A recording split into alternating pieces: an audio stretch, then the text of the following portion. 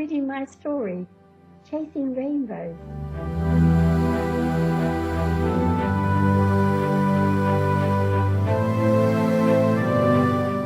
Chapter 1. The Birth. As young Albert urged the old mare homeward, he began to look forward to his grandmother's delicious Irish stew. Sarah always made it just the way he liked it, with plenty of carrots, fluffy dumplings, onions, and tasty scraps of mutton in a succulent gravy. His mouth began to water just thinking about it. 14-year-old Albert was a handsome youth, with dark curly hair and hazel eyes. His features were tasteful, boasting high cheekbones, tanned complexion, and Roman nose. Sturdily built, he was what one might describe as a fine figure of a man. His father was of Irish descent. Albert gently flapped the reins, and the old mare broke into a brisk trot. Having just delivered the last of the logs to Honeysuckle Farm, he was glad to be homeward bound. Snow had begun to fall earlier, covering the surrounding hills and hedgerows in pristine white. Dusk was drawing in, and the wind was howling in the trees. It was bitterly cold, and despite his thick woolen gloves, his hands were tingling. Sarah had knitted the gloves for him. She sometimes complained of aches and pains, although at 59 she was still sprightly enough. Her husband, Patrick, had passed away the previous winter. Albert's grandfather, Patrick O'Connell, had come over from Ireland in the spring of 1864, determined to settle and make his home in England. He worked as a farm labourer on the land for a couple of years.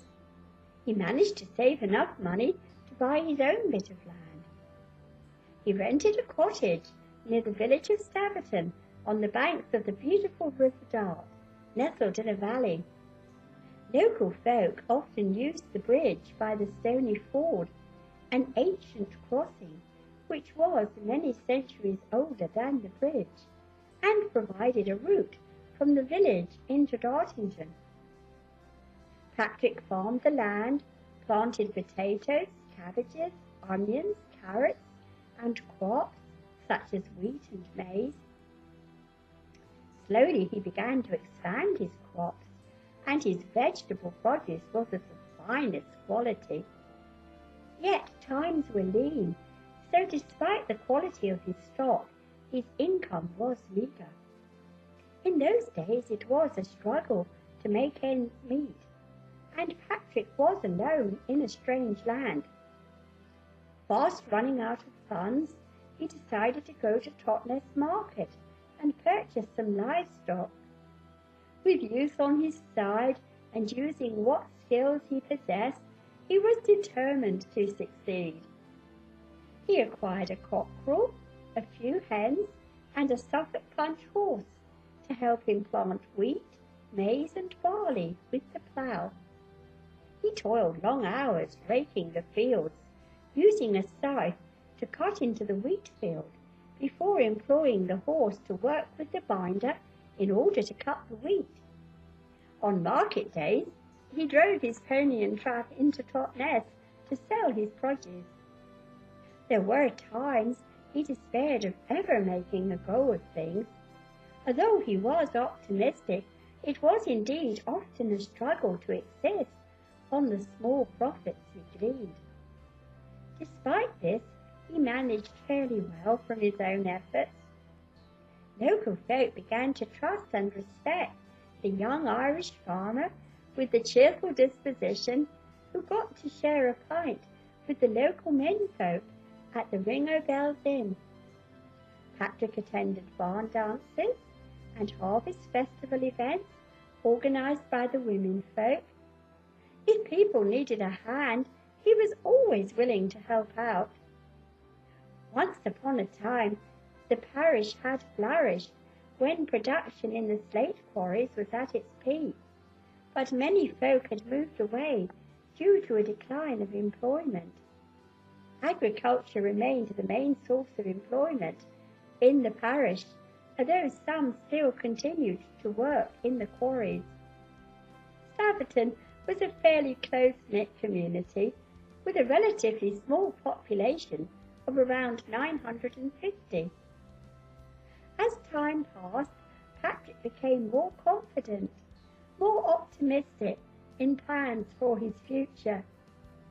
Yet he yearned to share his life with a girl who might share his ambitious dreams.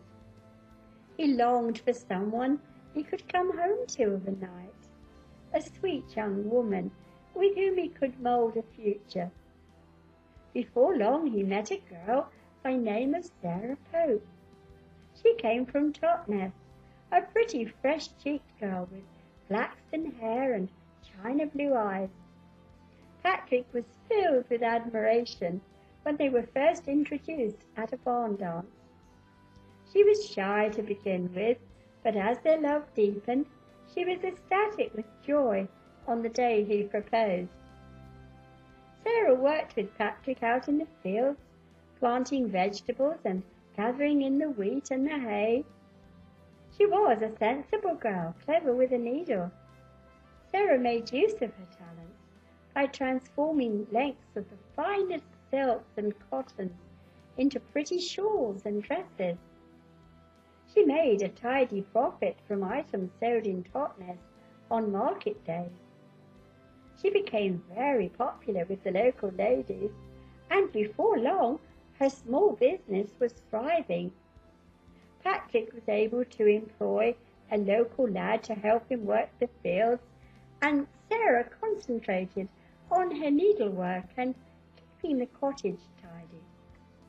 After they had been married a couple of years, she bore him a son whom they named Gerald. He was a lively child with curly dark hair and hazel brown eyes. Sarah had her hands full taking care of her young son, so found it difficult to concentrate on her dressmaking for a time. Yet as he grew, she found things became easier and was soon back in business. Sadly, she had 2 miscarriages in the years that followed. Years passed and Gerald grew up into a fine young man. As he grew to manhood, it soon became apparent he had a fascination for the sea. But at first he hesitated fleeing the nest, as he was loath to leave his parents.